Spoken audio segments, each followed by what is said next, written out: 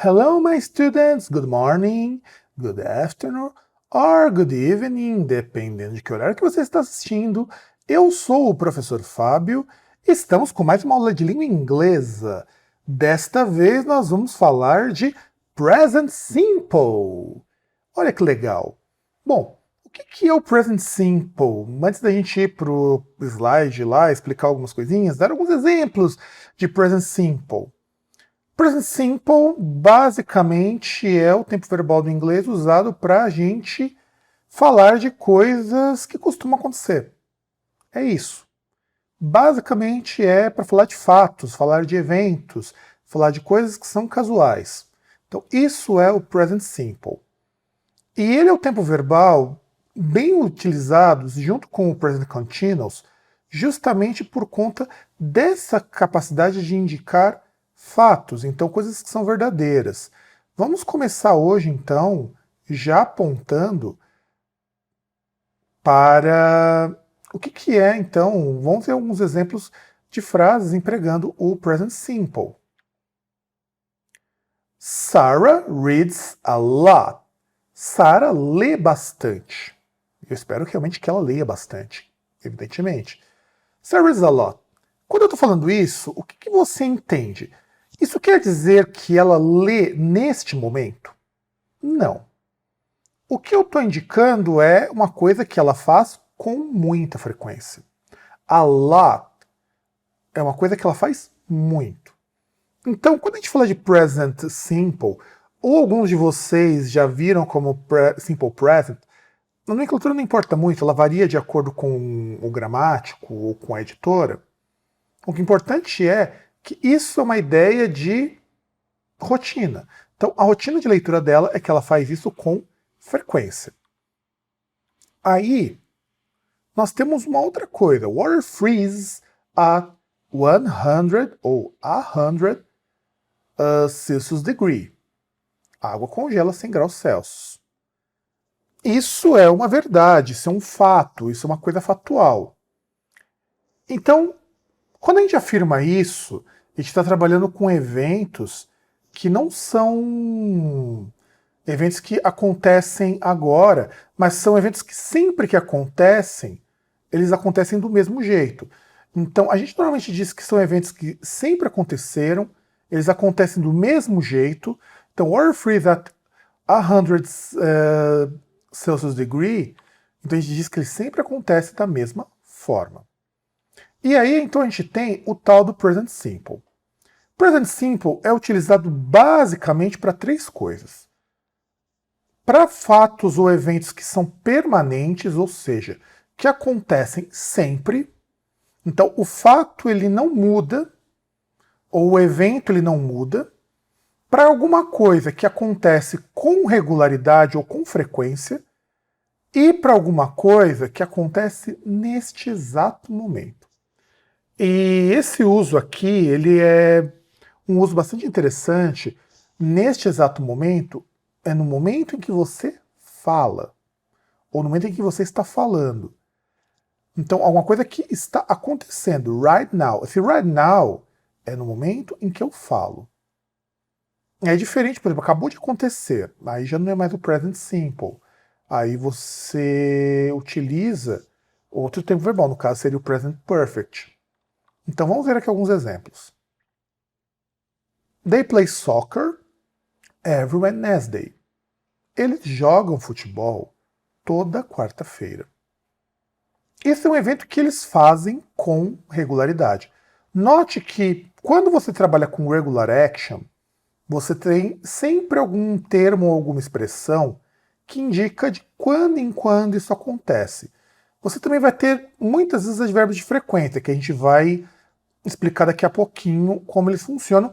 Inclusive, os advérbios de frequência em inglês, eles têm uma regrinha que... Regrinha não. Uma forma como a gente trabalha com eles é um pouquinho estranho dentro da nossa lógica. The moon orbits the earth. A lua gira em torno da Terra. Então isso é uma coisa que ela é verdadeira. E eu preferi colocar gira no lugar de orbita, porque eu acho que fica um pouco menos estranho para muita gente. Mas o verbo orbitar seria o mais próximo. Então, the moon orbits the Earth. Certo? Então, a gente tem aqui o present simple, de afirmações que são verdadeiras. Estruturalmente, como ele funciona? Eu coloco um sujeito e deixo o verbo na forma base, a forma como ele se encontra, exceto na terceira pessoa, que pode receber S ou ES. Eu vou botar para vocês algumas situações em que isso ocorre. Então, I play football every weekend. Eu jogo futebol todo final de semana. Então, eu estou vendo uma ação que é frequente. Helen, Helen likes chocolate candies. Eu tenho que falar Helen porque em inglês, nomes que recebem H, você tem que usar esse H aspirado. Tem até um exercício num manual que eu uso às vezes para as aulas, quando uma moça vai falar assim, what's your name? My name is Helen. Helen? No, Ellen. Então tem essa brincadeira de Ellen e Helen. Então, Helen likes chocolate candies. Então ela gosta de bombons. Chocolate candies são bombons. Em tradução literal seria doces de chocolate, que são bombons para nós. Então note que o verbo to like acrescenta um S no final. Aí vamos ver as spelling rules, algumas dicas. Se o verbo terminar em O, SS, X, CH e SH, você coloca um ES. She does, ela faz. She passes, ela passa. He pushes, ele empurra. Se o verbo termina com Y depois de uma consoante, usa o IES. Calvin tries a new way to home.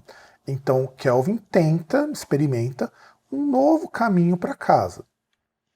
Então, o verbo to try, ele é TRY, vira tries. Só que se esse verbo tiver um Y e antes dele tiver uma vogal, você só coloca o S como a regra geral. E aqui, meus alunos, algo que eu preciso comentar com vocês. Tome muito cuidado, no caso aqui do present simple, para vocês não se confundirem com a questão dos verbos regulares e irregulares. Nessa situação, não faz a menor diferença se o verbo for regular ou não. Não faz. Se o verbo for regular, inclusive, ou irregular, a forma é a mesma, porque o que diferencia mais é como ele termina. Verbo irregular só faz sentido no inglês se ele for verbo no passado, por exemplo. Sleep vira sleeps, mas vira slept quando é passado. Agora, take vira takes, go vira goes, e por aí vai. Então, atente-se a essas três regrinhas de spelling, né, de parte de você mudar o sufixo, quando você vê a terminação do verbo. Não quando se for regular ou irregular. Regular e irregular é só quando você precisa trabalhar com passado ou com particípio, normalmente com forma composta ou com simple past. Para todo o resto, vocês não precisam se preocupar. Tá? Então fiquem atentos apenas à terminação do verbo original. Então, espero que tenha ficado claro isso para vocês. E aí, prosseguindo com a nossa aula, vamos ver no negativo, que é onde muita gente se embanana. O negativo, ele é formado com do, mais o not, mais o verbo na forma base. Isso para quase todas as pessoas. Então, I do not play football every weekend. Não jogo futebol todo final de semana. Eu acho que algum de vocês deve estar se perguntando, professor, mas por que você não colocou soccer? Soccer é falado apenas nos Estados Unidos. Outros países que falam inglês usam futebol, então eu vou preferir usar futebol aqui. Mas se você se agrada de soccer, pode usar soccer. Don't worry, no problem. Então, na terceira pessoa do singular, você tem que colocar o do's not, e aí o verbo ele permanece na forma base, ele não vai receber nenhuma daquelas regrinhas. Por que acontece isso? Qual é a razão, qual é a circunstância que rege isso em língua inglesa? O que acontece, e eu gostaria que vocês prestassem muita atenção, é o seguinte. No inglês, quando você forma uma negativa, quando você não está trabalhando com tempos perfeitos, com o verbo to have, verbo to had no passado, você já está indicando para o teu interlocutor que é uma negação. Isso vale para o presente, isso vale para o passado, que é o did not no caso. Então, não há necessidade de você mudar o verbo. Então, por exemplo, she doesn't like, ela não gosta. She doesn't play, ela não toca, ela não joga. I don't swim, eu não nado. Então, essas coisas, vocês não precisam se preocupar em alterar o verbo, nem assim, nem aqui e nem na pergunta, que a gente vai ver um pouco mais para frente. Então, algo que eu peço para vocês sempre tomarem muito cuidado na hora de vocês fazerem algumas negativas é nunca alterar o verbo e ficarem atentos apenas no verbo auxiliar. Quem vai sofrer alteração aqui é o verbo auxiliar. Por isso ele é chamado de verbo auxiliar em inglês. Ele não se altera. A partir do momento que o verbo auxiliar não se altera, você não precisa se preocupar, porque o verbo auxiliar é o único que se altera, o verbo principal, você observa ele e vai estar ok, tudo bem? Então não esqueça, isso é a coisa que as pessoas mais erram em língua inglesa. E demora um pouco para não errar, porque a gente, no português, não encara o não, que seria o nosso advérbio de negação, como parte auxiliar. Em inglês, o not, ele faz parte de uma partícula de construção com o verbo. Você precisa de um do, no caso. Então, tome muito cuidado com isso. E aí, retornando, aí você tem does not, mais a forma base. Helen does not like chocolate candies. Ellen não gosta de bombons. Aí, nós temos as short forms. Don't e does not. E aí, para vocês verem como que fica, eu repetir os exemplos utilizando as short forms. I don't play football every weekend. Helen doesn't like chocolate candies. Só que você só utiliza as short forms em textos informais e no inglês falado. Nos textos formais, nos textos técnicos, você não utiliza don't nem doesn't. Você utiliza do not e does not. Tomem sempre muito cuidado com isso e observem sempre isso com muito cuidado. E já que nós falamos antes dos advérbios de frequência, deixa eu explicar um pouquinho para vocês como eles funcionam. Em inglês, a gente tem uma regrinha em primeiro lugar, que é a seguinte. O advérbio de frequência, ele sempre vai aparecer atrás do verbo, entre o verbo e o sujeito. Notem todos os exemplos aqui, com exceção do rain, porque aí vamos dizer assim, é uma exceção aí, porque é informal. Mas, no geral, os advérbios de frequência, eles estão sempre entre o sujeito e o verbo. Então, não esqueçam disso. Em segundo lugar, se for um verbo to be, é o contrário. Ele sempre vai aparecer depois do to be. É que aí não tem nenhum exemplo com to be, então vocês não se esquentem. E agora vem a parte mais difícil da gente entender. É claro que para vocês talvez não faça muita diferença, mas para o falante nativo muitas vezes faz. Por exemplo, tentem pensar no seguinte: qual a diferença de um de vez em quando e de um às vezes para vocês? Praticamente nenhuma. A gente sabe que não é sempre. Aliás, também não é sempre. É outra forma da gente colocar que a gente não faz o sempre e o nunca. A gente no inglês divide os advérbios de frequência e eu estou colocando aqui a divisão que eu considero a mais razoável. Tem lugares que divide mais ainda. Então eu coloquei em porcentagem só para vocês terem um guia, mas não é exato desse jeito não. Então vamos lá. O always quer dizer aquilo que sempre acontece. Então a probabilidade de acontecer ela é total. Então sempre vai acontecer isso. Então I always go to bed before 11 p.m. Eu sempre vou para a cama antes das 11 da noite. Então não tem nenhuma probabilidade disso não acontecer. E na outra ponta eu tenho o never. Nunca tem a chance, não há nenhuma possibilidade disso acontecer. I never eat Japanese food. Eu nunca como comida japonesa, de maneira nenhuma. A partir daqui a gente tem um escalonamento de qual a probabilidade de acontecer ou não acontecer. Vamos para o usually. Usually é algo que a possibilidade de não acontecer é muito pequena. Seria usualmente, se vocês quiserem uma tradução literal, I usually have cereal for breakfast. Eu usualmente tenho cereal para café da manhã. Ou vocês podem interpretar também a have cereal, quer dizer que eu tomo como cereal no café da manhã. As duas interpretações estão corretas. Often, e assim que a gente pronuncia, não é often, não, é often.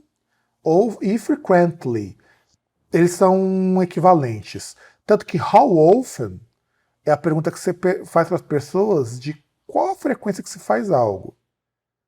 Com qual frequência. Então, 70% aqui quer dizer o seguinte, a probabilidade de não acontecer ainda é menor do que a probabilidade de acontecer, mas ainda existe uma boa possibilidade de não ocorrer.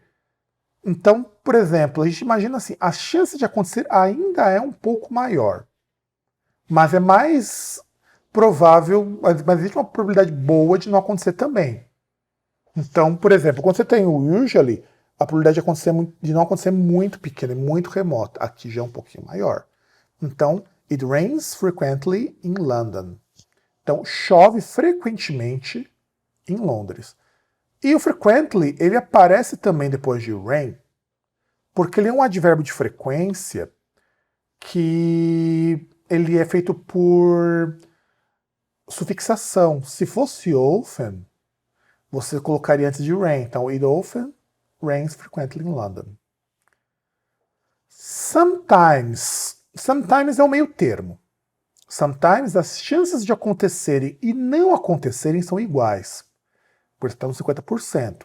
Então, quando eu digo assim, Sandra sometimes go to school by bus, eu digo que a chance da Sandra ir de ônibus para a escola é a mesma dela não ir de ônibus para a escola, ou seja, meio a meio.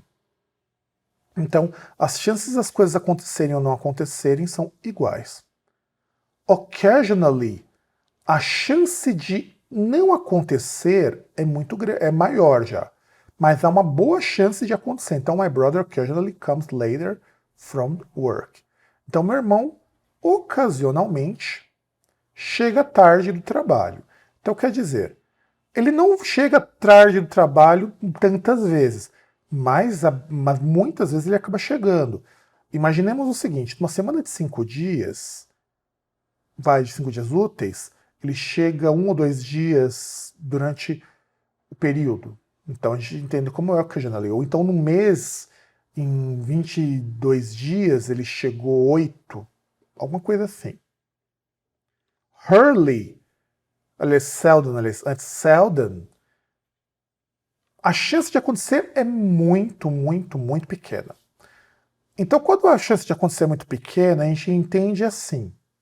Ela acontece, mas são eventos muito esporádicos, é muito pontual. Então diz, Nick seldom remembers to bring his books.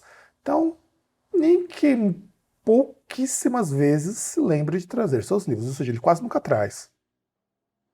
A gente pode até entender que seldom seria o nosso quase nunca.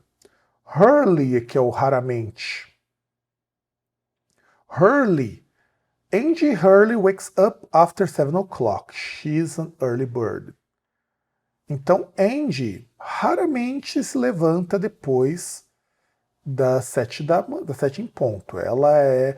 Early bird é uma expressão em inglês que é alguém que está sempre adiantado. Então, ela raramente se levanta depois das 7, quer dizer, ela se levanta muitas vezes antes.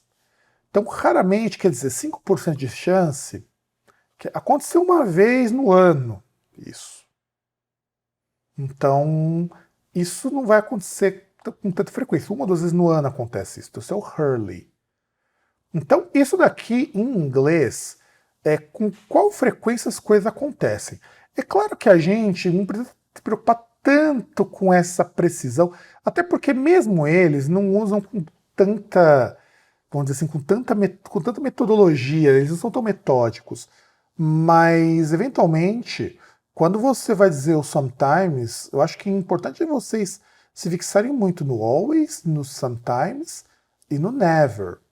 Porque esses sim são pontos de referência. O sometimes eu sei. As chances de acontecerem e não acontecerem são iguais. O resto a gente vai usando com parcimônia. Por exemplo, often, usually. Eu sei que há mais chances de acontecer. Occasionally, seldom, rarely, há mais chances de não acontecer. Então guardem dessa forma. Do sometimes para cima, as chances são de acontecer. Do sometimes para baixo, as chances são de não acontecer. Ok? E também temos um uso enfático do do, no present simple, que é o seguinte. Vamos imaginar as seguintes situações. I really love play soccer with my friends. Eu realmente amo jogar futebol com os meus amigos. My parents doesn't like pop songs, but I really appreciate them. Meus pais não gostam de músicas pop, mas eu realmente gosto muito delas. I like so much jokes, but Jake dislikes strongly. Eu gosto muito de piadas, mas Jake não gosta com muita veemência, com muita força. Essas sentenças que eu grifei, que não estão em vermelho, são ênfases que eu utilizo a palavra really, realmente. Mas em inglês é muito frequente eu utilizar o do. O do e o does, que eu coloco junto, eu posso utilizar para duas coisas. Ou eu estou dizendo que eu realmente faço aquilo com muita convicção, ou para comparar uma ideia contrária. Então, vamos ver de novo aqueles exemplos. I do play soccer with my friends. Quer dizer, eu faço mesmo. Sabe o equivalente de eu dizer isso aqui? Eu jogo mesmo de futebol com meus amigos. É equivalente de eu dizer isso em português. Meus pais não gostam de canções pop. My parents doesn't like pop songs, but I do appreciate them.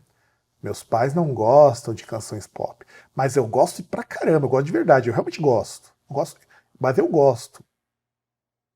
I do like jokes, but Jake dislikes strongly. Então, eu gosto de piadas. E note que em português eu posso dar essa ênfase. Eu gosto de piadas. Mas Jake não gosta. O dislikes a gente chama muitas vezes em português de descurtir.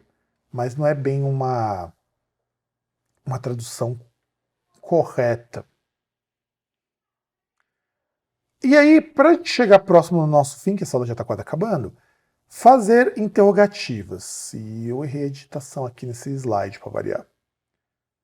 Do e does. Se o meu sujeito não for he, she, it, é do mais o sujeito mais o verbo na forma base.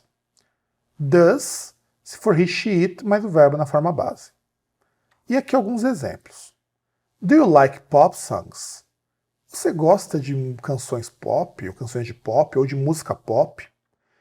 Porque, outra curiosidade aqui do inglês, você nunca fala assim em inglês music, para se referir assim, do you like rock songs? Você nunca vai dizer do you like rock music? a não ser que você se refira ao gênero. Por exemplo, do you like rock music? Quer dizer, você gosta do gênero rock? Do you like classical music? Você gosta de música clássica? Não estou perguntando se você gosta de artistas, estou perguntando se você gosta de um gênero música clássica. Aí tudo bem. Mas perguntando se você gosta de música, canções específicas, não. E a última parte da nossa aula, does Martin come to the party? Martin vem para a festa. Então notem que o verbo ele não altera. Isso é outra coisa que se erra muito. Cuidado, do e principalmente does. Colocou o does, o verbo permanece na sua forma original.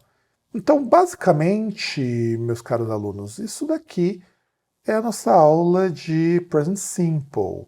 Espero que vocês tenham gostado, que vocês tenham aprendido alguma coisa de Present Simple. Fiquem à vontade para reestudar isso. Estudem, revejam esse vídeo quantas vezes for necessário, porque Present Simple é base para muita coisa, inclusive para vocês entenderem alguns princípios até do Present Continuous por conta do to be. E nos vemos na nossa próxima aula.